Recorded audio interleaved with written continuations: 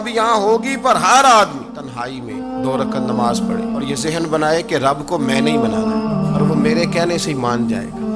حضرت سلیمان علیہ السلام نا دعا کرنے کے لیے باہر نکلے، بارش نہیں ہو رہی تھی، تو آپ باہر نکلے تو ایک چیونٹی نے اپنے پر پھیلائے ہوئے، آپ چونکہ جانوروں کی بولیاں جانتے تھے تو چیونٹی بھی دعا مانگ رہی تھی کہ اللہ مہربانی فرما، بارش عطا فرما، قحط پڑ گیا۔ حضرت سلیمان بھی سارے لشکر کو لے کے باہر نکلے دعا کرنے کے لیے، تو رب کریم نے فرمایا سلیمان آپ واپس چلے جائیں، بارش ہو جائے گی، پر دعا نہ مانگیں، آپ جائیں۔ حضرت سلیمان نے عرض کی مالک دعا تو مانگ لینے دے، بارش کا تو نے فیصلہ کر لیا، تو دعا تو عبادت ہے۔ تو رب کریم نے فرمایا نہیں آپ جائیں، اللہ دعا تو مطلق ہر وقت تو حکم دیتا ہے، پر آج کیا حکمت ہے؟ فرمایا وہ چونٹی کے پھیلے ہوئے بازو دیکھے ہیں نا، تو اگر آپ نے بھی دعا مانگ لی تو چونٹی کے دل میں خیال آئے گا یہ میری دعا سے نہیں برسی، یہ تو سلیمان علیہ السلام پیغمبر کی دعا سے برسی ہے،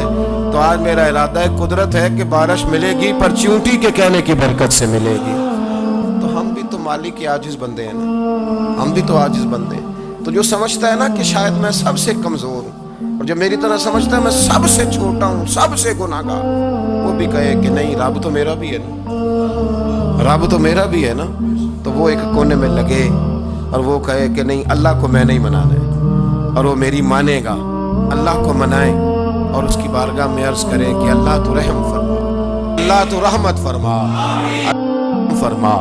اللہ آسانی فرما، اللہ اپنے حبیب کے صدقے رحم فرما،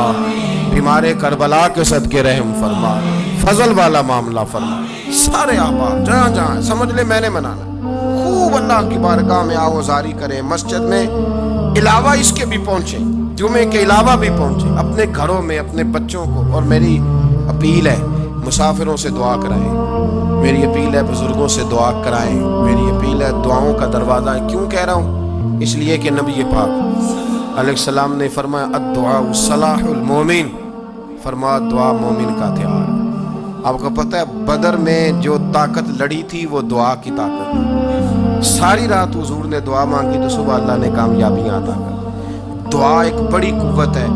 ساری احتیاطی تدابیر استعمال کریں، اس کے ساتھ ساتھ دعا کریں۔